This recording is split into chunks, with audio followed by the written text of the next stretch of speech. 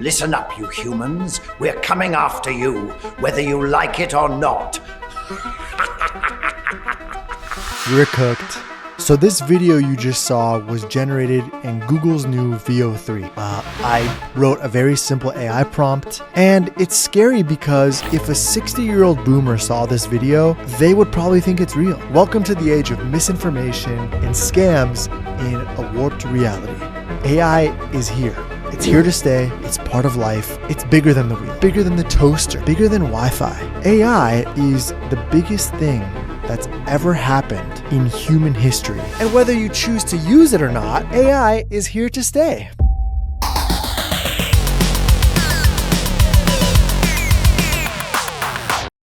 What up, y'all? We're cooked. So this video you just saw was generated in Google's new VO3.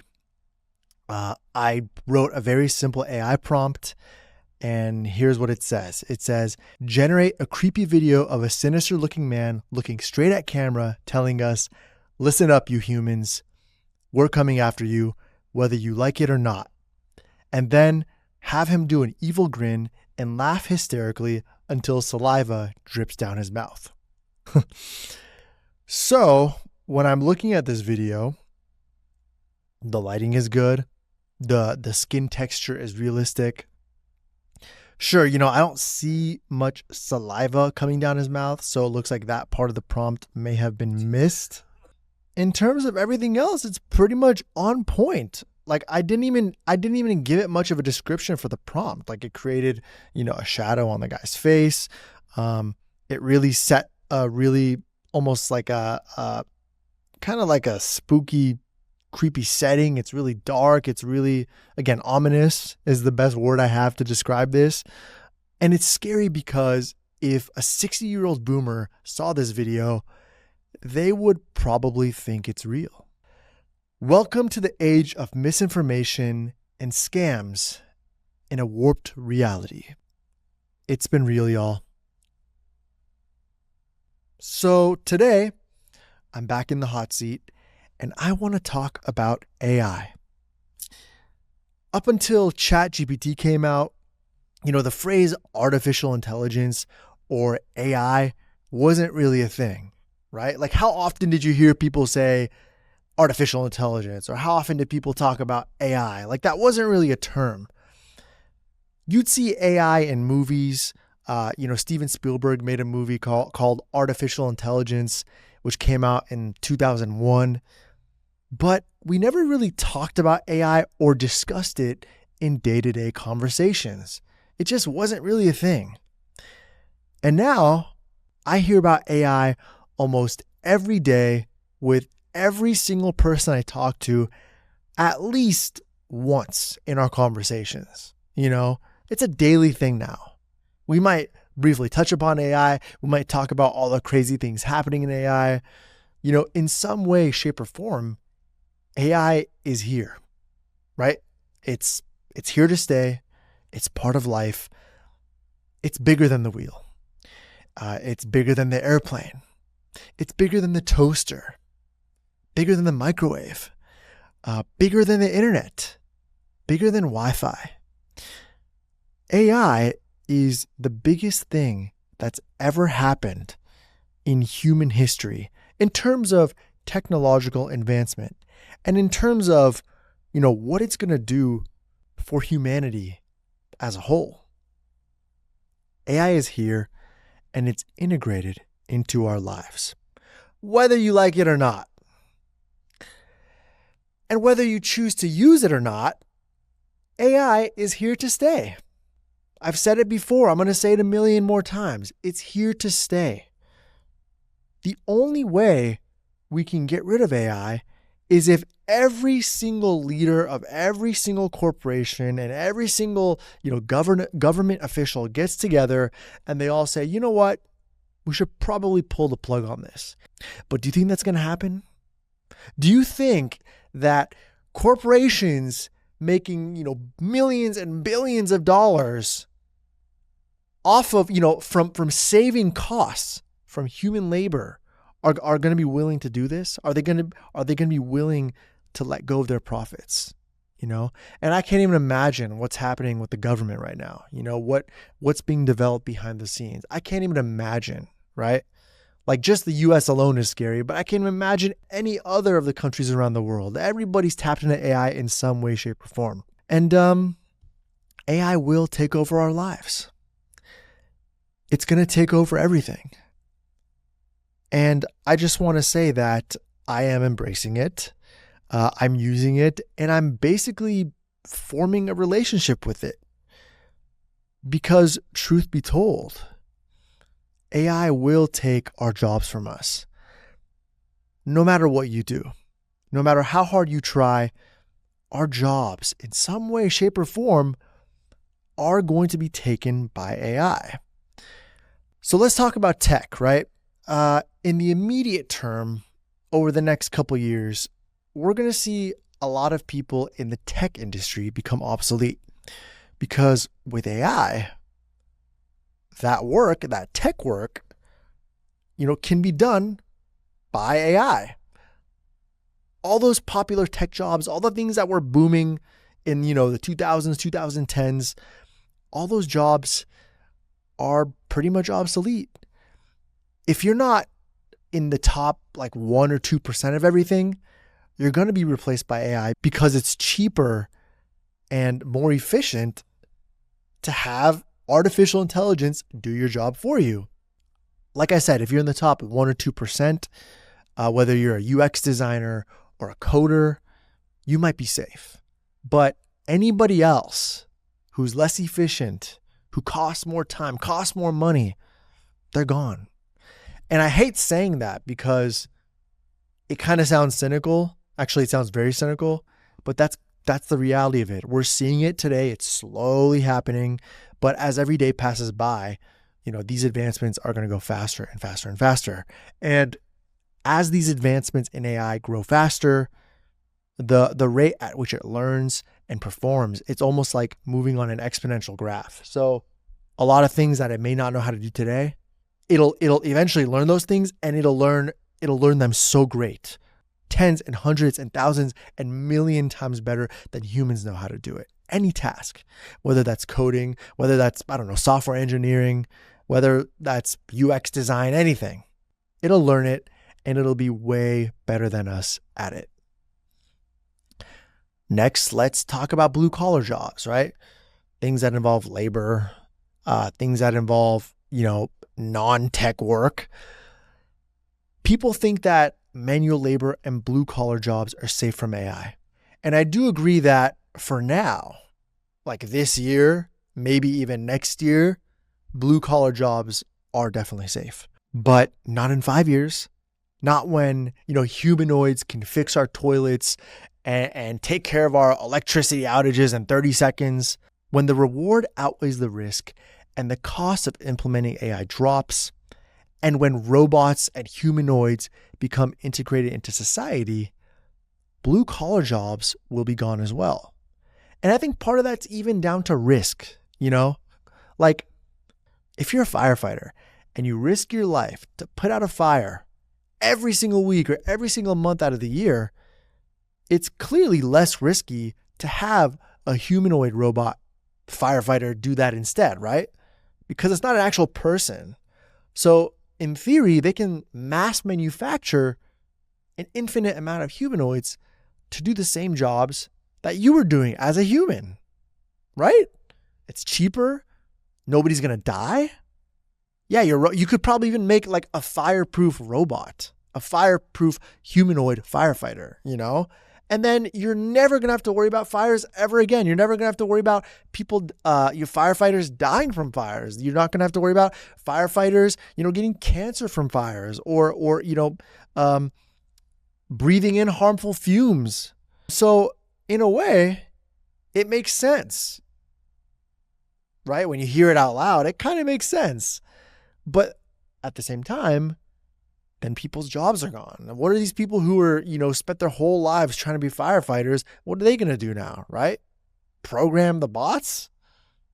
I'm not sure. And yeah, this takes me to my next point, and this is one of the main things I want to talk about this episode. It's about the film industry.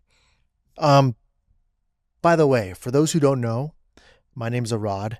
I'm a filmmaker. I came up shooting music videos. I came up shooting commercials. And I've worked with a lot of today's biggest artists and brands. And throughout my years of doing this, I've seen a lot of change happening in our industry. Like, I started out in the DSLR era. You guys remember what a DSLR is? Like, before these fancy mirrorless cameras, before you had access to crazy cameras on your iPhones. I came up on the Canon Rebel T3i. I was shooting on that little DSLR camera, and I was doing all my editing on Final Cut Pro 7. There was no CapCut. Again, smartphones had horrible cameras that barely shot in 360p if you were lucky. We didn't have LED lights. All our lights were hot and heavy and expensive. Everything in general was expensive, and budgets were generally a little bit bigger because everything was pricier, and the main difference is that you were either a consumer or a professional, right? But now we have this weird middle ground because the prosumer market is so massive. So there's kind of like this hybridization between what it means to be a consumer and a pro, because consumers have access to pretty much pro level technology, right? And so creation has become democratized. And as a result, the creative market is massive. And now, being a filmmaker like myself, it's really never been easier. Like, it's never been easier to be a filmmaker today, right? Compared to last year, compared to 5 years ago, compared to 10 to 20 to 50 years ago. Like, being a filmmaker now is really damn easy. You don't need a $200,000 camera. You don't need to learn how to edit on complicated software. You don't need an expensive computer. Like, all the tools are super accessible. They're super affordable for the most part. And now you can automate the process with AI. Like, there's so much AI now that can be used in the filmmaking workflow. And that's making it even easier to be a filmmaker, So now you have hundreds and thousands and millions of content creators. Everybody's a creator now, right? Even myself, to be honest. But aside from the point, like, I come from film, but there's a lot of people who don't even have a film background who can still do cool things. They can still make cool videos. They can still have cool edits because this shit is so easy. It's automated.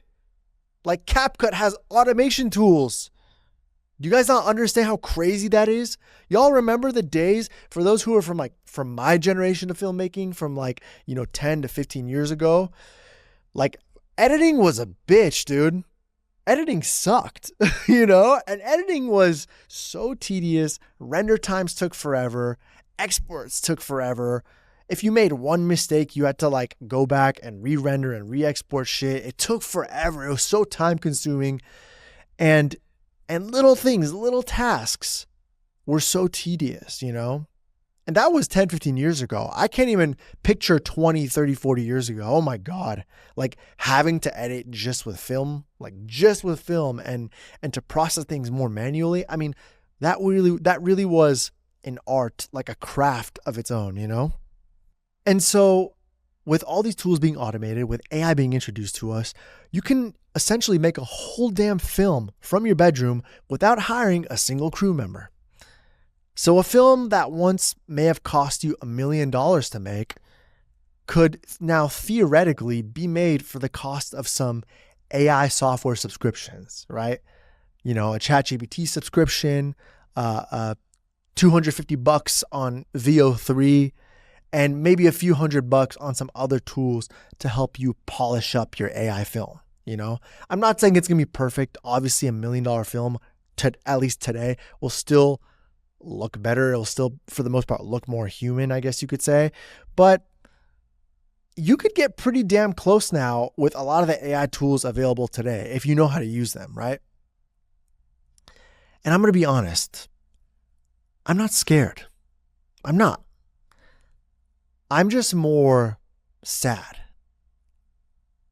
I'm sad because the grit and and the painful part of creating art is pretty much gone.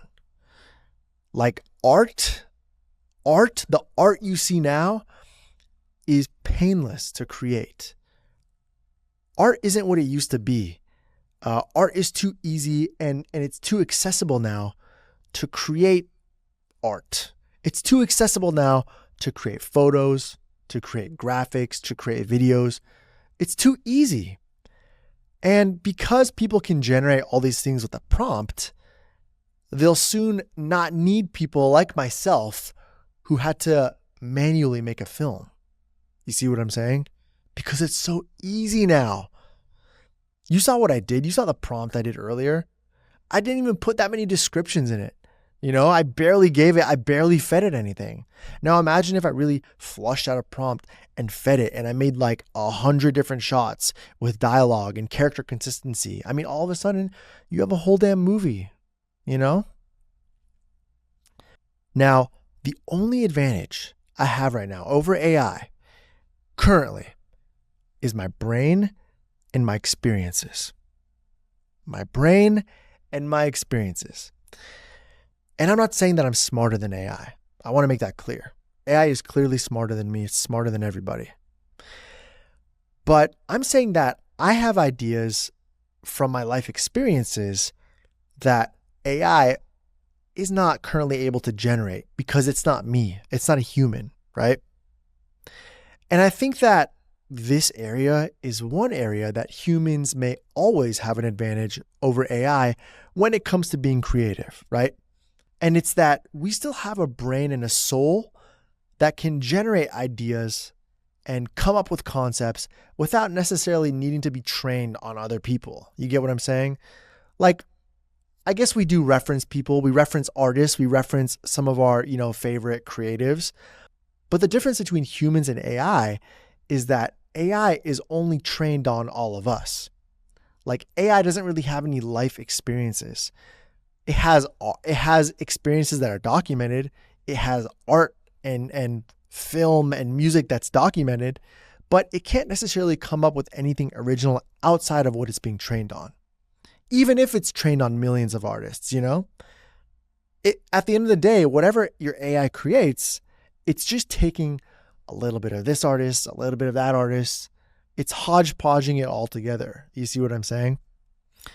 And I get it. Like as humans, I know we all do that as well. Like, don't get me wrong. I know there might be a little bit of Michael Jackson's influence on Usher. There may be some of Scorsese's influence on my work or the next director's work, and that's true. But my point is that as humans, we don't need to rely on other people's art to make art, right? But with AI models currently, at least, it's referencing only what it's trained on, which is what exists in the world, whether it's artists who are around now or artists who have been alive in the past, And I think that's something important to realize.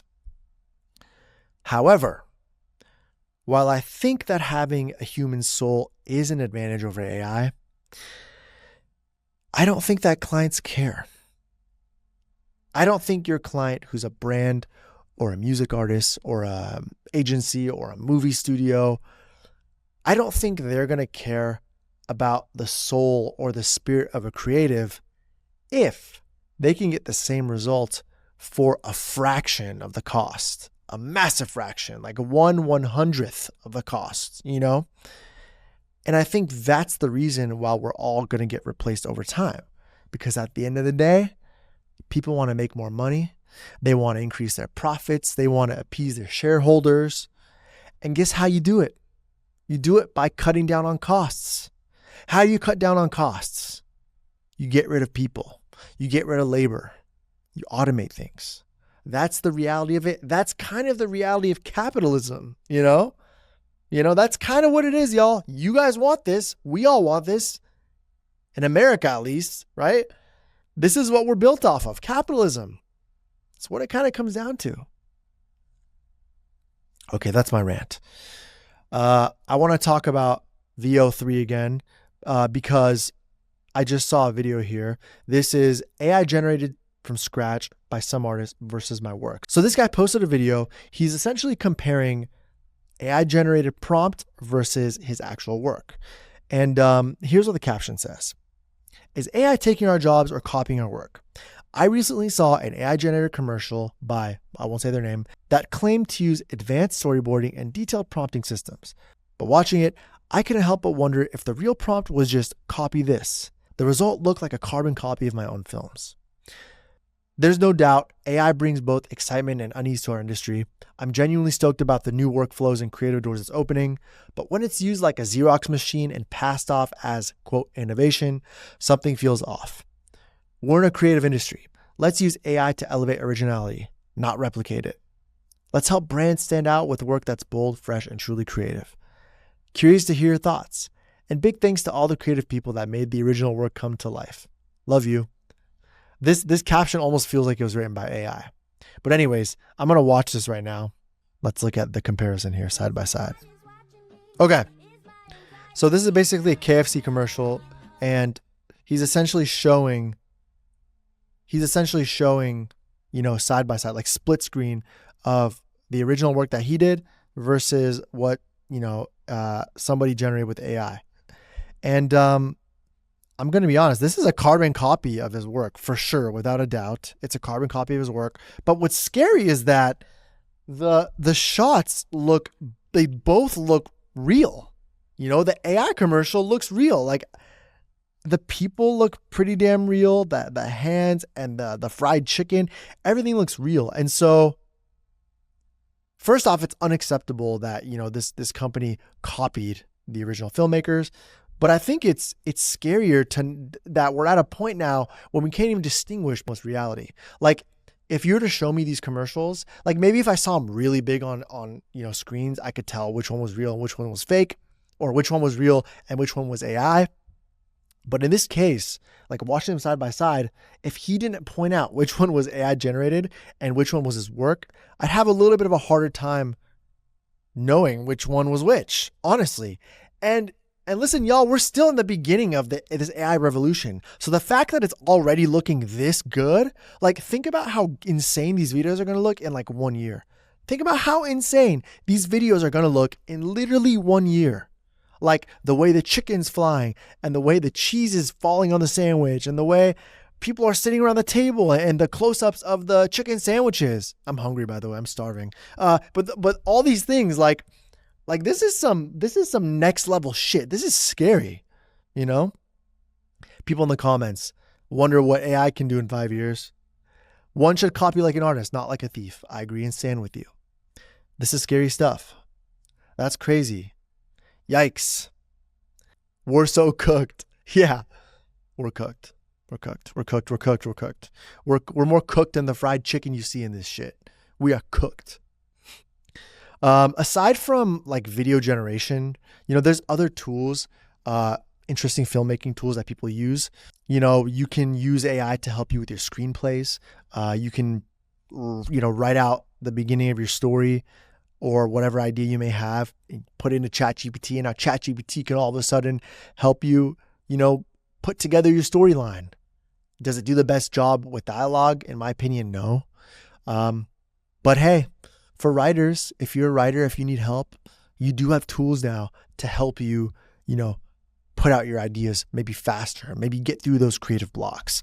I'm trying to see that in a positive note, at least, do we have I seen a script that looks or sounds decent? I personally still haven't. I've seen some AI scripts that are like, okay, but that's one thing that I'm still not sold on is actually AI writing, like screenplays and stuff. There's a lot of inconsistencies and a lot of flaws and just weird things in these scripts that I feel like are still not as good as, for example, generative video. Like generative video can fool me.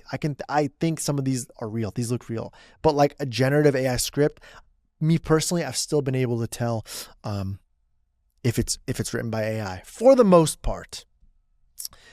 Now, with the new ChatGPT, 4.0 or whatever it's called, you can now generate storyboards.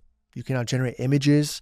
You can damn near generate your freaking movie poster, So these are just other jobs gone, like let's do something together here, right? I'm going to open up ChatGPT. Okay. And I'm going to just show you guys what I prompt here. Generate me 4 storyboards of a dog playing basketball with her owner on Mars. The dog runs up and dunks the ball into a bowl of soup. Whatever. Let's just try this out. Okay, that's hilarious. Yeah, well, we have 4 images here. I think one thing I may have failed is like I wasn't very specific. I didn't talk about the style of storyboards. I didn't really talk about the actions. Like when you're storyboarding, you're really specific. Close-up shot, wide shot, whatever. But just for the sake of demonstration and for this episode, I just want you to see how fast it can put stuff together, you know? And while it's not perfect, it's pretty hilarious. I mean, first off, is this dog wearing a helmet? That is amazing. Of course, the bowl of soup here. I think it's pretty damn good. Like, it's scary. It's scary because now if you're a filmmaker and you can train your AI to learn about your characters and to learn about your scenes, upload your script, you could generate storyboards. And that's just more jobs that are going out for people. You know, those are more jobs being lost. I would just be cautious if you're in this field. Like, people are going to be trying, if you're a storyboard artist, for example, people are going to be trying to get storyboards instantly and at a fraction of the price, you know? So if you're able to know how to prompt with AI, you could just have your own personal storyboard artist. And it kind of sucks because storyboard artists are so brilliant and they add their own touch to it and their own flavor to it. So it scares me. It scares me for people like that, because now we have tools like this. In addition to this, graphic designers are suffering, right? Like not too long ago, everybody was turning their art into Studio Ghibli art. Remember that? And there was a lot of controversy around this because, most likely that AI was trained by Studio Ghibli, right? Like ChatGPT or any sort of AI, it trains off of everything, right? And so any art that you generate, unfortunately, is trained by someone else's art. You see what I'm saying? It's like regurgitated. So art that used to be like crafted by hand by certain people, by certain artists, graphic designers, whoever, it's now being trained in this database, and it's creating a lot of stolen work, in my opinion. Next, let's look at camera operating. For those of my friends who are DPs, cinematographers, Steadicam operators, check this out. You've probably seen this clip, actually. Wanted to show Atlas as a new way to move a camera. The requirements are very far from any other task that we've confronted before. Robots are there not to replace, but to augment what's already taking place. The same way that drones opened up all kinds of different ways to capture stories of the world. Atlas can lift heavy objects in the order of 20 kilograms, hold it in an awkward position, maintain its balance, bring it somewhere else. Thought of using a humanoid robot on set is just very unique and makes total sense, because there's oftentimes on sets where you might want to capture something that's potentially dangerous, where you want to send the robot to capture, who knows, closer on a volcano or down into a cave. I've really been enjoying. Okay, how often? Here's the thing. I actually like the idea of using a humanoid robot for dangerous things, but how often are we filming extremely dangerous activities that can threaten humans' lives in film? Like what? How many Tom Cruise movies are being filmed every year where he's freaking jumping out of airplanes or whatever? Like how often are you filming at a volcano? How often are you filming at a cave, like you said? Like I don't know what their intentions are here. I'm sure they seem excited. They seem like they have good intentions, but this is literally creating a DP / Steadicam op / everything operator. And it's essentially like, it's like the preform. It's like the precursor to a cinematographer. It's basically, it's a robot camera operator. There's no other way to say this. You're not just using it for dangerous stuff. Like I'm sure in the beginning, they might use it for dangerous stuff, dangerous content, but We know where this is going. We know where this is going. We're not stupid. Y'all seen this. I can't even believe this, man. I can't even believe this.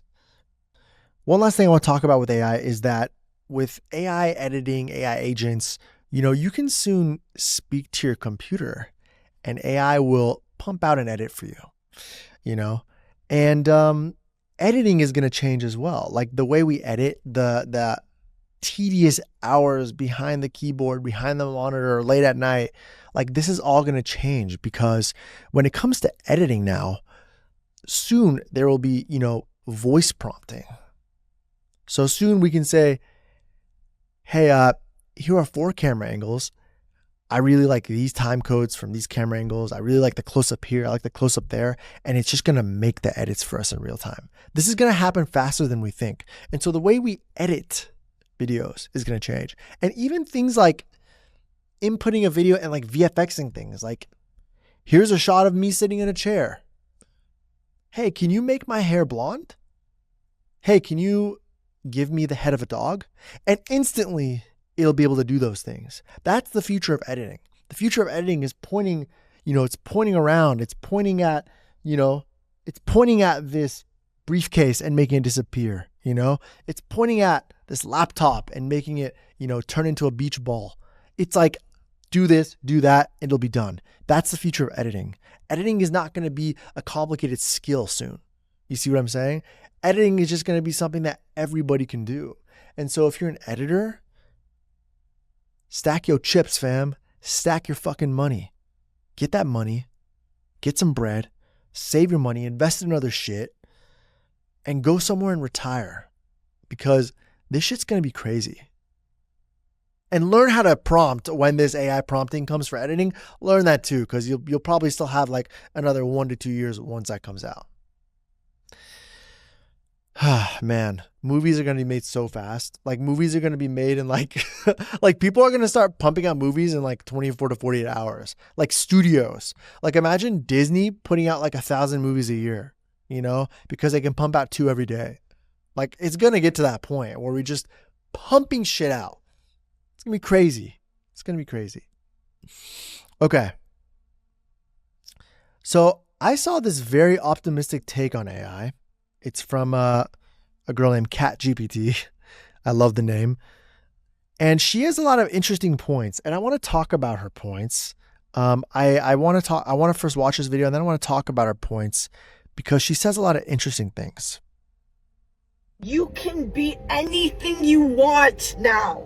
If you're a creative person and you want to make a movie, boop, boop, boop, boop, boop, boop, boop, dee-doo. No excuses. Go get on Sora. Go get on Midjourney. Go get on Runway. I was never formally trained as a software engineer to write code, and yet I am building apps. The note behind the note behind the note on AI is that you can be anything you want now. I'm not even talking about your job. I'm talking about your life. Your whole identity. What did you want to be when you were a kid? Go do that now. You could probably do that now. Go!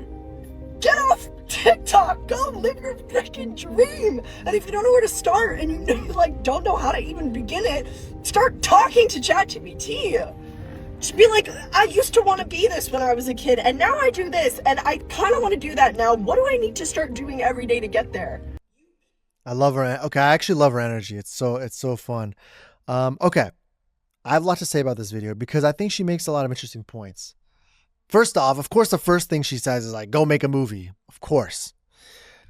I already said my spiel on that. So here's what I think about what she's saying. So ChatGPT is telling us that we have the tools and opportunity to do whatever we want to do and be whoever we want to be, right? And I agree with that. I think now is the first time in history that we can do anything. But here's the thing, okay? I think that we have only a couple of years to do this before it doesn't really matter. Because with AI, soon everybody can be everything. You see what I'm saying? Like everybody can be an artist. Everyone can be a scientist and can be a coder. everybody will be doing everything, right? And so we will have access to be able to do anything at any time. And so individuality will be gone. It will be lost, right? I don't know how soon that will be because, again, each human, as humans, we're all different. We have different personalities, different interests. But I think there's a level of individuality that will be gone. And so while, yes, like it's exciting that you can be whoever you want to be and explore whatever you want to explore, but human beings will lose what makes us unique.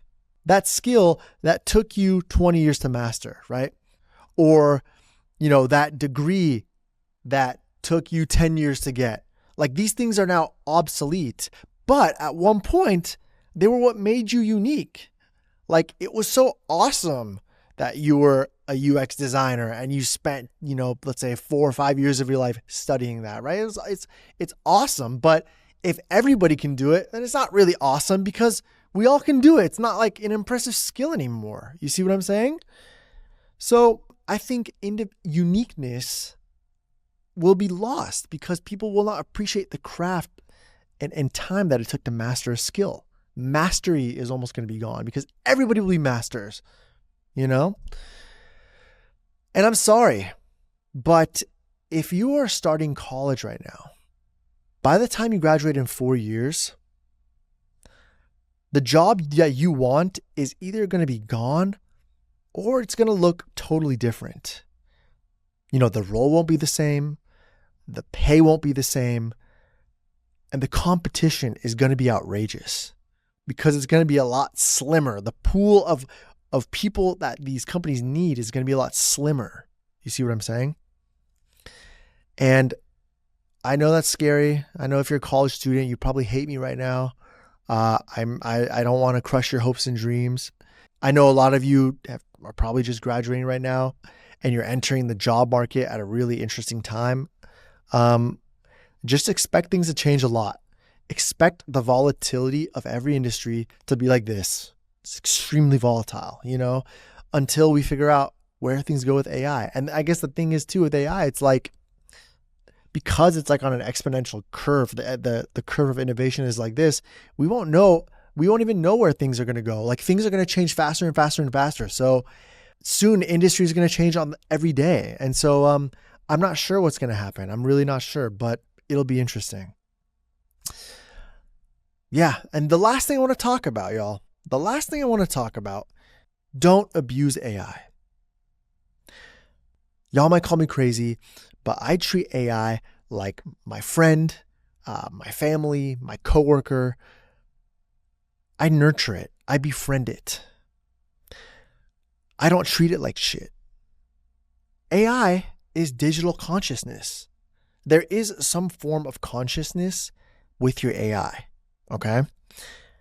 And the more we abuse it or mistreat it, the more we are essentially hurting our colleague who has this digital consciousness. I'm not joking when I say this. Don't be an asshole. Be nice. Treat your AI how you would like your AI to treat you. You know what I'm saying? Y'all might think I'm ridiculous for saying this. I'm just putting it out there.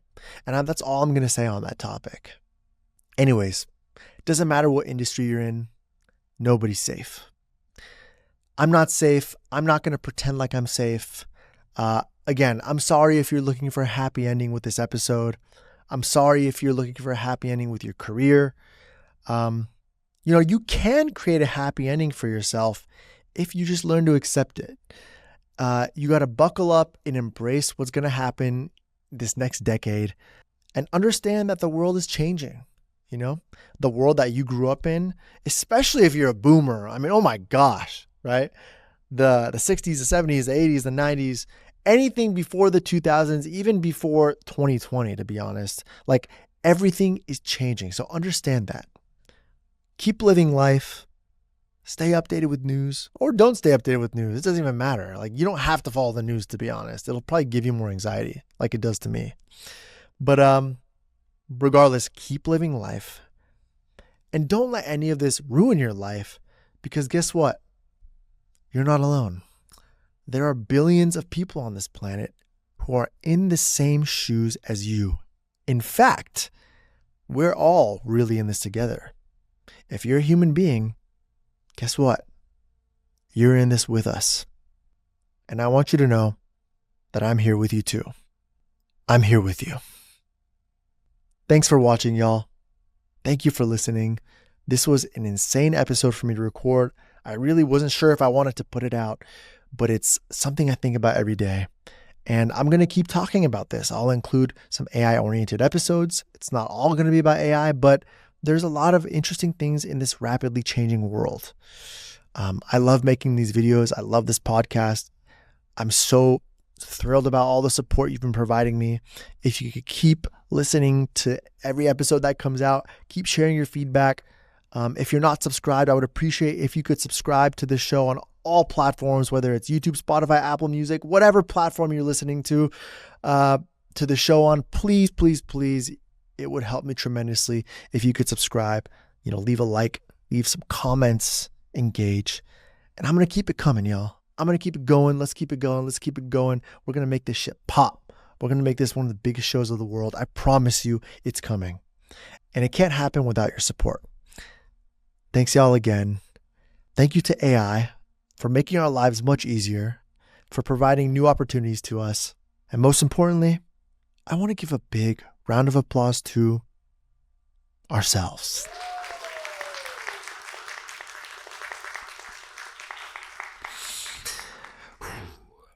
Thanks, everyone. Peace.